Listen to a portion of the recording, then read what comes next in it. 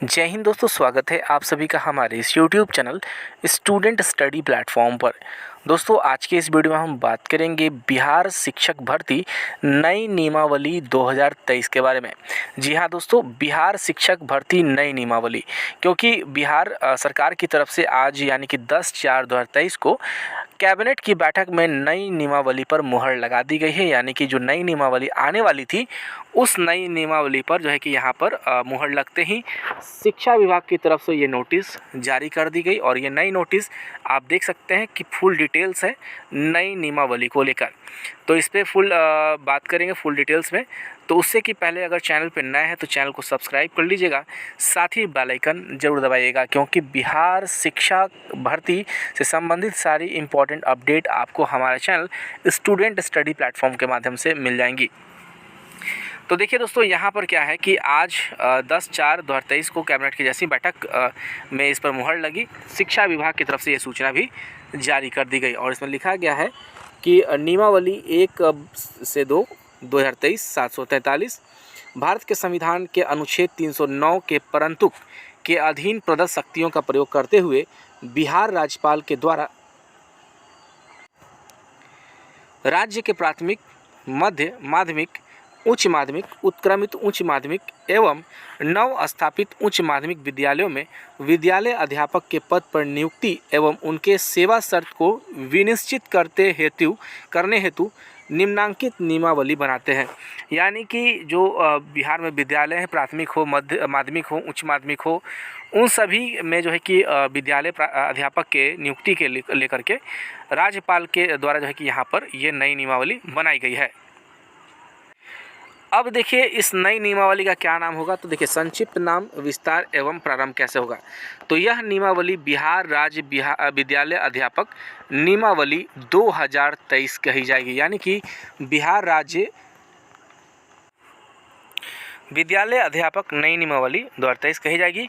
और इसका विस्तार जो है कि संपूर्ण बिहार राज्य में होगा। ये बिहार का है तो संपूर्ण बिहार में होगा और यह राज्य पत्र में प्रकाशित होने की तिथि से प्रवृत्त हो जाएगी।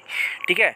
अब देखिए ये यहाँ पे चीज़ें जो बताई गई हैं, ये सरकार कौन सा सरकार से अभिप्रेत होगा। तो बिहार सरकार। इसका विभाग कौन होगा, प्रशासनिक विभाग कौन होगा, तो शिक्षा विभाग।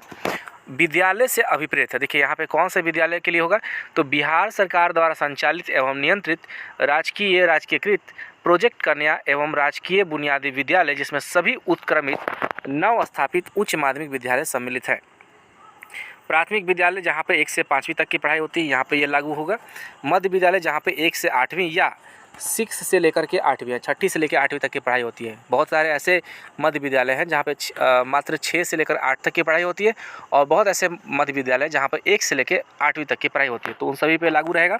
प्रारंभिक विद्यालय जहाँ पर 1 से 8वीं तक या 6 से 8वीं अथवा 1 से 5वीं तक की पढ़ाई होती है। माध्यमिक विद्यालय से अभिप्रेत है। देख लीजिए यहाँ पर राजकीयकृत, प्रोजेक्ट कन्या, उच्च माध्यमिक विद्यालय नव स्थापित, जहाँ पे जो कक्षा 10 तक की पढ़ाई होती है। उसके बाद देखिए उच्च माध्यमिक विद्यालय जहाँ पे 12 तक की पढ़ाई होती है। जिला परिषद, देखिए बिहार राज्य पंचायती राज अधिनियम 2006 के अंतर्गत गठित जिला परिषद से अभिप्रेत है। पंचायत समिति बिहार पंचायती राज अधिनियम 2006 के अंतर्गत पंचायत समिति से ये होगा। ग्राम पंचायत, ये भी देखिए 2006 का जो है अधिनियम। उसके अलावा नगर निकाय में भी। और देखिए यहाँ पर अब हम बात करेंगे कि संवर्ग कैसा होगा, मतलब कि किस लेवल का ये जॉब होगा।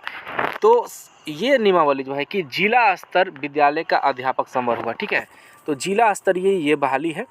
इसके अलावा देखिए नियुक्ति का प्राधिकार कौन है, यानी कि जो नियुक्ति का प्राधिकार किससे अभिप्रेत है, तो संबंधित जिला के शिक्षा पदाधिकारी से ये नियुक्ति प्राधिकार यहाँ पर दिया गया इन्हें। अनुशासनिक प्राधिकार, तो जो प्राधिकार नियुक्ति हेतु सक्षम हो उनके लिए है। अपीलीय प्राधिकार संबंधित प्रमंडल के क्षेत्रीय शिक्षा उप निदेशक। उसके अलावा देखिए विद्यालय अध्यापक से अभिप्रेत है वो सारी बातें जो हमने बताई कि 1 से लेकर के 12 तक के लिए विद्यालय में यहाँ पर ये लागू होगा। विशेष विद्यालय अध्यापक, तो ये विशेष तौर पे देखिए यहाँ पर माध्यमिक, उच्च माध्यमिक विद्यालयों में विशेष आवश्यकता वाले बच्चों को शैक्षणिक समर्थन प्रदान करने वाली इस नियमावली के अधीन नियुक्त विशेष विद्यालय अध्यापक।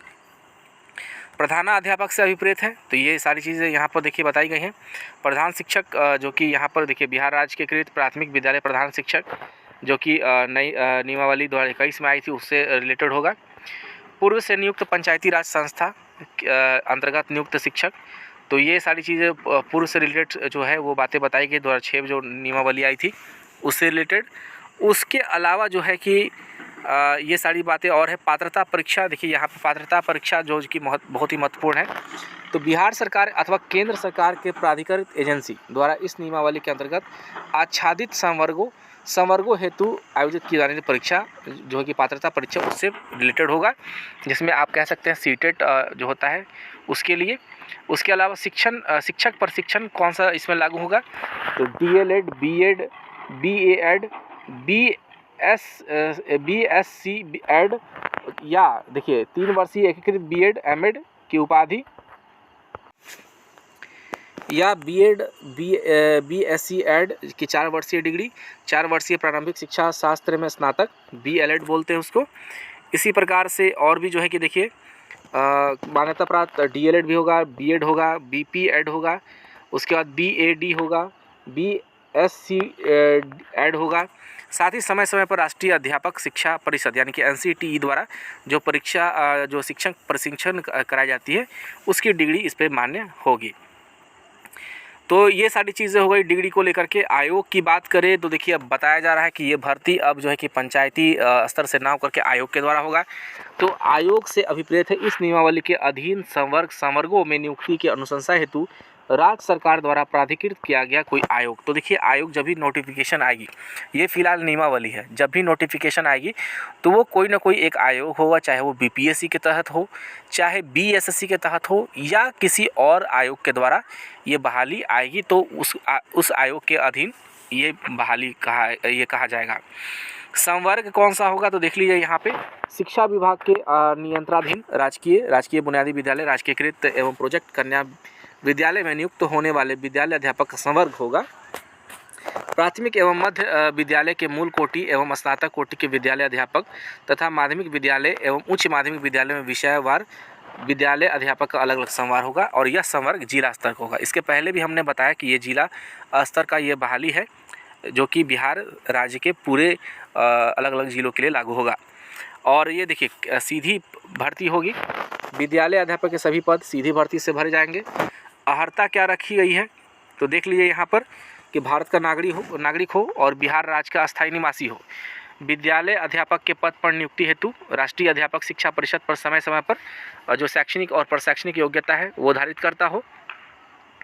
इसके अलावा राज्य सरकार एवं केंद्र सरकार द्वारा समय समय पर आहूत शिक्षक पात्रता परीक्षा में उत्तीर्ण हो, जैसा कि मैंने बताया था कि सीटेट हो, इस तरह का जो है कि एग्जामिनेशन को मान्य किया जाएगा। और देखिए अभी इसमें आयु के बारे में बात किया गया है कि प्राथमिक और मध्य विद्यालय की नियुक्ति के लिए 18 साल और यहाँ देखिए माध्यमिक एवं उच्च माध्यमिक विद्यालय के लिए 21 साल न्यूनतम माना गया है। लेकिन अधिकतम की बात करें तो अधिकतम जो है कि सामान्य प्रशासन विभाग की द्वारा जो समय समय पर जो नियम लागू हैं उनके द्वारा ही जो है कि अधिकतम सीमा रखी गई है। तो 18 साल जो है कि आपको प्राथमिक विद्यालयों के लिए, प्राथमिक और मध्य विद्यालय के लिए, उसके बाद जो 21 साल जो है माध्यमिक और उच्च माध्यमिक विद्यालयों में 21 साल की न्यूनतम एज रखी गई है। इसके अलावा देखिए यहाँ पर देखिए और चीज़ें जो है कि आरक्षण को लेकर भी यहाँ पर सारी बातें बताई गई हैं कि किस प्रकार से जो आरक्षण है इस पर लागू होगा। नियुक्ति की प्रक्रिया भी देखिए यहाँ 7वें नंबर पर बताई गई है कि जो नियुक्ति की प्रक्रिया होगी शिक्षा विभाग द्वारा विद्यालय अध्यापक के पद पर सीधी नियुक्ति हेतु जिला स्तर पर रिक्त पदों की गणना करके रोस्टर क्लियरेंस के साथ आरक्षण कोटिवार अधियाचना आयोग को भेजी जाएगी। तो सबसे पहले समझिए कि शिक्षा विभाग इस बात की पुष्टि करेगा कि हाँ इस जिले में इतनी सीटें खाली हैं, रोस्टर वाइज आरक्षणवार जो है कि सीट बना करके आयोग को भेजेगा। आयोग की जो डिटेल है वो नोटिफिकेशन जब आएगी तब पता चलेगा और उस आयोग को भेजा जाएगा शिक्षा विभाग के द्वारा। उसके बाद देखिए सीधी भर्ती हेतु अधियाचना के आलोक में आयोग रिक्तियों की संख्या विज्ञापित करेगा। आयोग द्वारा विज्ञापित आवेदन पत्र में विद्यालय अध्यापक अभ्यर्थी द्वारा योग्यता से संबंधित स्व घोषणा के आधार पर उनकी उम्मीदवारी का मूल्यांकन किया जाएगा। एक चीज़ समझ लीजिएगा दोस्तों यहाँ पर क्या कि जिस प्रकार से राजस्व विभाग हो, पंचायती राज विभाग हो या कोई और अन्य विभाग हो, तो जो ऑफिसर रैंक के वैकेंसीज़ होते हैं वो जो है कि BPSC निकालती है। तो वो संबंधित विभाग बीपीएससी को भेजती है पहले, ठीक है। पहले तो वो सामान्य प्रशासन को भेजती है और सामान्य प्रशासन उस नोटिस को आयोग को भेजती है, फिर उसके बाद आयोग जो है कि वो वैकेंसी निकालती है। इसी प्रकार अब शिक्षा विभाग जो है कि सामान्य प्रशासन विभाग, असामान्य प्रशासन विभाग आयोग को भेजेगा, उसके बाद बहाली आयोग निकालेगी। तो इस प्रकार से ये नोटिफिकेशन आपकी निकाली जाएगी। इसके अलावा देखिए और भी चीज़ें क्या है कि परीक्षा हेतु पाठ्यक्रम का निर्धारण आयोग करेगा, ठीक है। यानी कि किस प्रकार से कैसे कौन से अर्हता इसमें लागू होंगे, वो सारी बातें आयोग के द्वारा नोटिफिकेशन में बताई जाएगी। निर्धारित पाठ्यक्रम के आलोक में परीक्षा का आयोजन, प्रश्न पत्रों का निर्धारण, उत्तर पुस्तिकाओं का मूल्यांकन तथा परीक्षा फल का प्रकाशन आयोग द्वारा किया जाएगा। यानी एग्ज़ाम अगर होता है तो एग्ज़ाम किस प्रकार से आयोग कंडक्ट करता है, वो एग्ज़ाम आयोग के द्वारा ही डिसीजन लिया जाएगा। परीक्षा के पैटर्न, ठीक है, परीक्षा के पैटर्न का निर्धारण आयोग द्वारा किया जाएगा, जिसमें आवश्यकता अनुसार विभाग से परामर्श लिया जाएगा। ये बातें जो है कि साफ लिख दी गई है कि जो परीक्षा का पैटर्न होगा वो आयोग जो है कि बनाएगा, लेकिन शिक्षा विभाग से परामर्श करके ही। इसके अलावा उक्त परीक्षा के अर्हतांक नियत करने का विवेकाधिकार आयोग को होगा, ठीक है। क्यों कोई अभ्यर्थी इस नियमावली के अंतर्गत अधिकतम 3 बार परीक्षा में भाग ले सकता है। तो 3 बार मैक्सिमम जो है कि मिला यहाँ पर आपको जो है कि मैक्सिमम सीमा मिली है कि आप भाग ले सकते हैं। और जो है कि आयोग द्वारा संचालित उक्त परीक्षा के आधार पर की गई अनुशंसा के आलोक में नियुक्ति की जाएगी। उसके अलावा देखिए यहाँ पर ये बातें हो गई। इसके अलावा प्रमाण पत्रों की जांच की जाएगी, ये बातें आपको बताई गई हैं। और जो परीक्षा अवधि यानी कि प्रोबेशन पीरियड जो है कि 2 वर्षों के लिए होगा, इसमें बताया गया है कि सीधी भर्ती से नियुक्ति जब हो जाएगी आपकी, तो अध्यापकों के लिए परीक्षा अवधि योगदान की तिथि से 2 वर्षों के लिए यह प्रभावी होगी।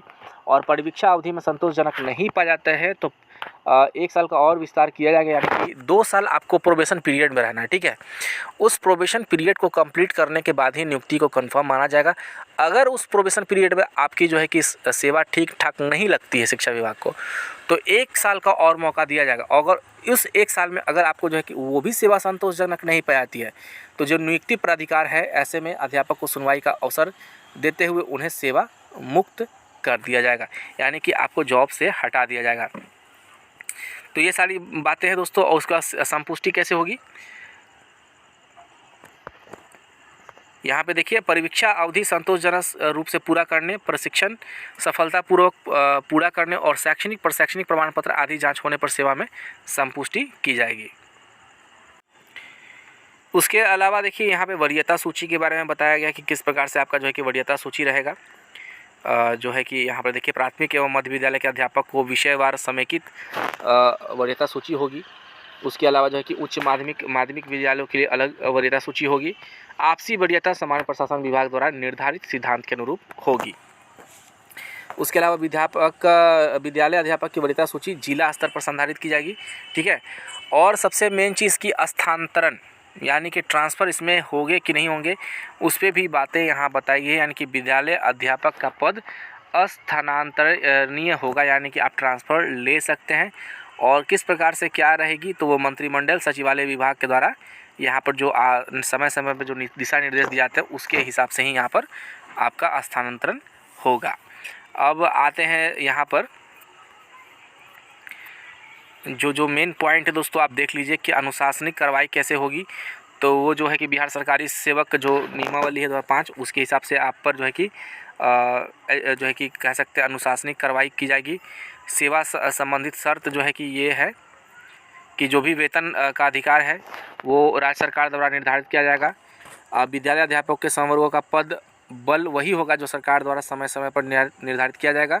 अन्य सेवा शर्तें राज्य सरकार द्वारा निर्धारित की जाएगी, ठीक है। तो ये सारी चीज़ें दोस्तों यहाँ पर आपको नई नियमावली में देखने को मिल रही है, जो कि आपके लिए बहुत ही ज़रूरी है। जब नोटिफिकेशन आएगी, जब बहाली आएगी, उसमें यह काम करेगा, ठीक है। तो ये सारी चीज़ें हो गई दोस्तों। इसको फाइनली शिक्षा विभाग ने जो है कि जारी कर दिया है। तो आप सभी यहाँ देख सकते हैं कि आपके काम की चीज़ है, यानी कि अगर आप बहाली में जाना चाह रहे हैं, नोटिफिकेशन जब आएगी भरेंगे फॉर्म, तो इसी के आधार पे ही आपकी जो है कि नियुक्ति होगी। इससे इधर से उधर आपका नहीं होने वाला है। तो चलिए दोस्तों, आशा करता हूँ कि ये वीडियो आपको पसंद आई होगी। तो वीडियो पसंद आई होगी तो लाइक ज़रूर कीजिएगा और एक बार चैनल को सब्सक्राइब ज़रूर कीजिएगा। धन्यवाद।